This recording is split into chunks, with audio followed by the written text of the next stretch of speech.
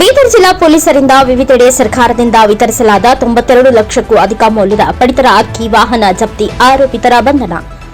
ಮಾನ್ಯ ಹಿರಿಯ ಅಧಿಕಾರಿಯವರ ಮಾರ್ಗದರ್ಶನದಂತೆ ಬೀದರ್ ಜಿಲ್ಲೆಯ ಹುಮನಾಬಾದ್ ಪೊಲೀಸ್ ಠಾಣೆಯ NH 65 ಮೂಲಕ ಸರ್ಕಾರದಿಂದ ವಿತರಿಸುವ ಪಡಿತರ ಅಕ್ಕಿ ಅಕ್ರಮವಾಗಿ ಸಾಗಿಸುತ್ತಿರುವ ಮಾಹಿತಿಯಂತೆ ಹುಮನಾಬಾದ್ ಪೊಲೀಸ್ ಠಾಣೆಯ PSI ಬಸವರಾಜು ಅವರು ಹಾಗೂ ಶ್ರೀಮತಿ ಬಿಂದು ಕುಮಾರಿ ಆಹಾರ ನಿರೀಕ್ಷಕರು ಹುಮನಾಬಾದ್ ಅವರ ಸಮಕ್ಷಮ ತಮ್ಮ ಸಿಬ್ಬಂದಿಯೊಂದಿಗೆ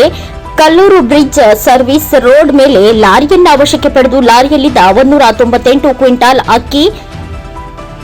6,73,200 ರೂಪಾಯಿ ಮತ್ತು ಒಂದು ಲಾರಿ ಅಕ್ಕಿ 10 ಲಕ್ಷ ರೂಪಾಯಿ ಮೌಲ್ಯ ಮಾರ್ಕೆಟ್ ಪೊಲೀಸ್ ಠಾಣೆಯ PSI ಸಿದ್ದಣ್ಣ ಗಿರಿಗೌಡರ್ ಅವರು ಹಾಗೂ MD ವಸೀಂ ಅಕ್ರಮ ಆಹಾರ ನಿರೀಕ್ಷಕರು ಬೀದರ್ ಅವರ ಸಮಕ್ಷಮ ತಮ್ಮ ಸಿಬ್ಬಂದಿಯವರೊಂದಿಗೆ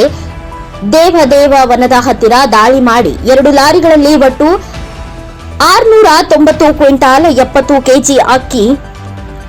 23,48,380 ರೂಪಾಯಿ, 2 ಲಾರಿಗಳು ಹಾಗೂ 50 ಲಕ್ಷ ರೂಪಾಯಿ ಮೌಲ್ಯ ಹಾಗೂ ಕಮಲನಗರ ಪೊಲೀಸ್ ಠಾಣೆಯ PSI ಶ್ರೀಮತಿ ಆಶಾ ರಾಥೋಡ್ ಅವರು ಕಮಲನಗರ ಉಗ್ದಿಗೀರ ರೋಡ್ನ ಮೇಲೆ 16 ಕ್ವಿಂಟಾಲ್ ಅಕ್ಕಿ, 56,440 ರೂಪಾಯಿ, ಒಂದು ಗೂಡ್ಸ್ ವಾಹನ ಹಾಗೂ 2 ಲಕ್ಷ ರೂಪಾಯಿ ಮೌಲ್ಯದ ಆಹಾರ ನಿರೀಕ್ಷಕರವರ ಸಮಕ್ಷಮ ದಾಳಿ ಮಾಡಿ ಪಡಿತರ ಅಕ್ಕಿ ಮತ್ತು ವಾಹನಗಳನ್ನು ವಶಪಡಿಸಿಕೊಂಡು ಆರೋಪಿತರ ವಿರುದ್ಧ ಪ್ರಕರಣ ದಾಖಲಿಸಿಕೊಳ್ಳಲಾಗಿದೆ. ಬೀದರ್ ಜಿಲ್ಲೆಯ ಹುಮನಾಬಾದ್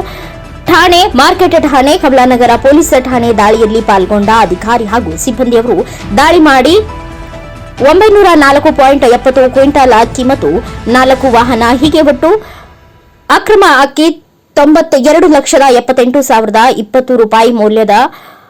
ಅಕ್ಕಿಗಳನ್ನು ವಶಪಡಿಸಿಕೊಂಡು ಆರೋಪಿತರ ವಿರುದ್ಧ ಕ್ರಮ ಕೈಗೊಂಡು ಪ್ರಶಂಸನೀಯ ಕಾರ್ಯಕ್ಕೆ SP